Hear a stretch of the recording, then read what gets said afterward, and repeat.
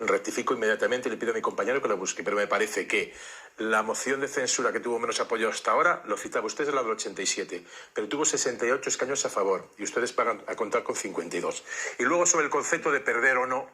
hay metafórico y literal. En el literal, por ejemplo, perder es lo que ha hecho hoy España, que ha perdido un partido de fútbol. No parece que ustedes vayan a ganar la moción de censura del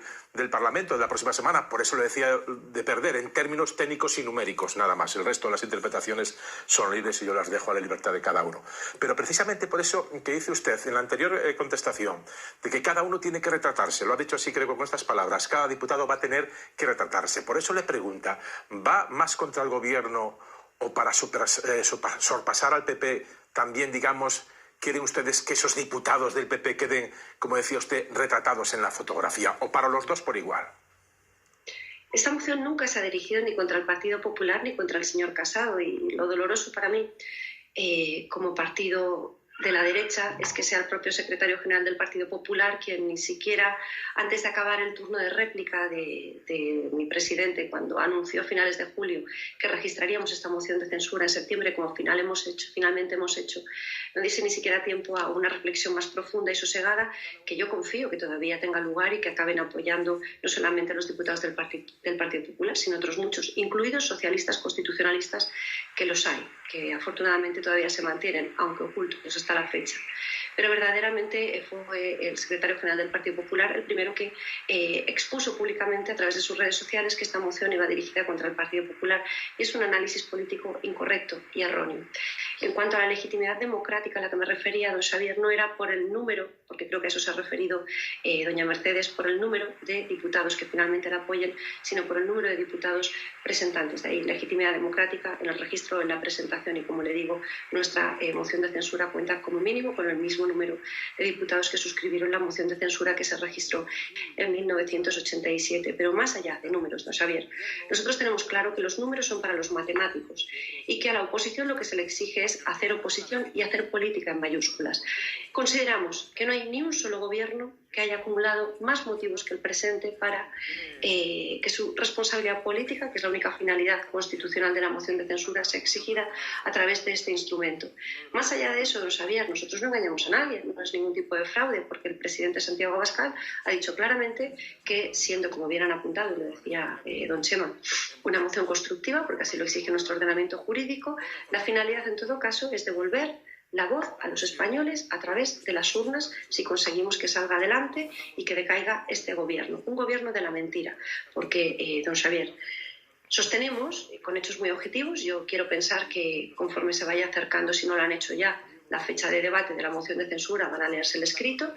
si no lo han hecho ya, que no voy a presumir que no lo hayan hecho, pero verán ustedes que, ya que han hecho ese relato de las distintas mociones que se han registrado hasta la fecha, la más extensa hasta el momento, de esas 4, tenía 5 folios, fue la registrada por Podemos, paradójicamente, contra el gobierno de Mariano Rajoy. En nuestro caso es una moción que es algo más extensa, 34 folios, ya les digo, o sea, yo les recomendaría que pudiesen hacer una lectura de la misma, si no lo han hecho a la fecha, don Xavier, no lo voy a poner en duda, porque podrán ver de manera mucho más detallada, el tiempo que nos permite pues, la televisión, a qué nos referimos cuando decimos que estamos ante un gobierno de la mentira, porque hablamos de la mentira, ascendió a la Moncloa y sobre la mentira se está manteniendo en el gobierno. Por eso nosotros consideramos que debe devolverse la voz al pueblo, porque el pueblo no votó este gobierno, sino precisamente todo lo contrario, desde el momento en el que tan solo 24 horas después de celebrarse las elecciones generales de noviembre de 2019, el señor Sánchez estaba haciendo precisamente lo que prometió a todo el electorado que le votó, que no haría, y es lo que acabó haciendo, dándose la mano con el comunismo, con la izquierda extrema más radical, y bueno, pues de aquellos barros, aquellos lodos nos vienen estos barros, porque hoy tenemos lo que tenemos y se podía saber, don Xavier.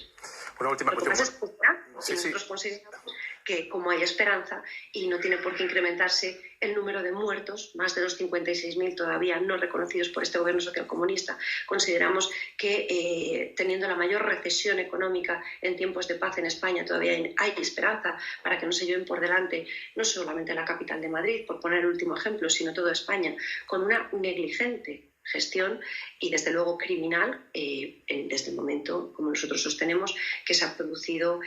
pues una negligencia grave en la gestión del coronavirus que nos ha llevado a ser en todos los rankings mundiales el peor gobierno en términos de gestión económica, social y sanitaria. Una matización, creo que era Inmaculada, la que se refería a no tanto los que suscriben, sino los apoyos, pero era una cuestión de matiz semántico. Y con respecto a si los partidos o los gobiernos todos cumplen lo que dicen, que hacen y lo que prometieron en campaña, posiblemente en algún momento cualquier gobierno de la democracia no ha cumplido todo aquello que ha prometido o incluso ha hecho lo contrario, empezando desde el 77, del primer gobierno salido de las urnas. Pero al margen de eso y para concluir. Son las líneas rojas que uno se atreve a transgredir. Ese es el matiz y yo creo que es un matiz muy importante. Si uno promete que va a despolitizar el Poder Judicial y por ponerle, ya le digo, porque aquí lo importante es no perder la capacidad de sorprendernos, y no me refiero a usted, ni al programa que dirige, sino a los españoles. No perder la capacidad de sorprendernos, porque realmente las ignominias que vamos viendo día tras día, ese es el efecto perverso que pueden tener, que al final acabemos no teniendo nuestra capacidad de sorprendernos. Bueno, pues hoy hasta la Asociación Europea de Jueces pone el grito en el cielo desde el momento en el que estamos viendo cómo ese asalto al Poder Judicial, cuyo primer envite, les reitero, si no lo han hecho ya, lean el texto de la moción de censura para que puedan saber a qué nos referimos cuando hablamos de el peor gobierno posible en el peor momento, algo que los españoles tienen claro, porque los españoles de a pie sí que están sufriendo las consecuencias de su nefasta gestión. Verdaderamente, don Xavier, está claro que no todos los gobiernos, cuando se conforman como tal, pueden mantener las promesas electorales que hicieron en su momento, pero de ahí a mentir abiertamente y a no tener ningún tipo de escrúpulo, pues hay un paso muy grande. Y como le digo, la diferencia esencial está en qué líneas rojas uno se atreve a transgredir. Alzar a la Moncloa el comunismo extremo, la izquierda más radical, es transgredir unas líneas rojas que uno desde luego tiene claro qué es lo que asume cuando adopta esa decisión. Y esa famosa frase del señor Sánchez de que no podría dormir tranquilo por las noches si Podemos llegase al poder, pues lo que ha hecho es trasladar a todos los españoles ese insomnio.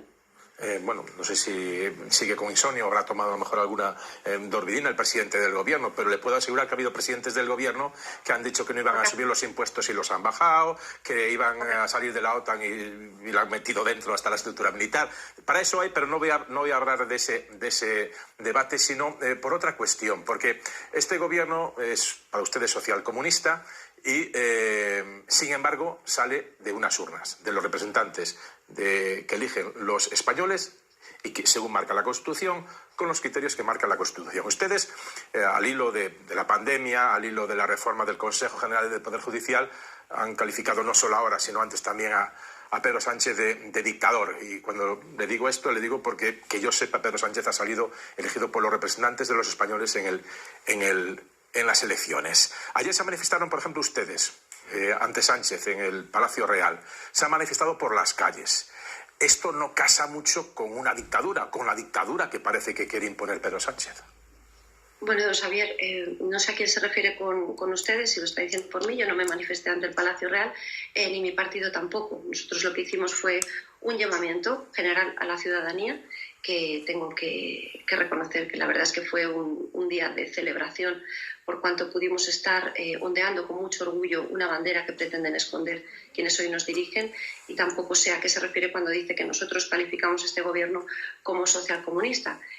Objetivamente es un gobierno socialcomunista, porque está integrado por un partido socialista, voy a quitarlo de obrero y lo de español, y por un partido comunista como es Podemos, y por unos dirigentes comunistas como son Podemos y el resto de ministros que lo integran. Entonces, a partir de ahí, don Xavier, nosotros desde luego somos muy conscientes, y nunca lo hemos negado, además lo hemos dicho en todo momento, que el gobierno posterior, que se conformó posteriormente a las elecciones de noviembre de 2019, es un gobierno legal. Pero por favor, seamos muy precisos. Decimos que es un gobierno legal, pero no legítimo. Y no es legítimo precisamente porque los votantes, cuando depositaron su voto en la urna, lo hicieron bajo unas premisas que son totalmente contrarias a lo que posteriormente ha sucedido. Por eso decimos que carece de legitimidad y que es el gobierno del bulo, el gobierno de la mentira, porque lo que se prometió es lo que flagrantemente se ha incumplido. Y por eso el primer motivo de la moción de censura es, como les digo, que estamos ante un gobierno de la mentira, que se alzó a la Moncloa a lomos de la mentira y que a base de mentiras está permaneciendo en el poder. Hablamos del comité de expertos, don Xavier. No, me queda muy poco tiempo. La próxima semana las invitaremos de nuevo aquí. ¿El comité de expertos, don Xavier? La identificación, pero Vamos personalmente. a ver, les he llamado porque hoy han presentado la moción. La semana que viene, antes de la moción, les volveré a invitar para que vengan a plató. Estoy muy mal de tiempo. Si quiere comentar algo muy breve, pero como usted vea, digamos que ya llevamos un buen rato hablando para hacer una entrevista en duplex. Yo lo único que quería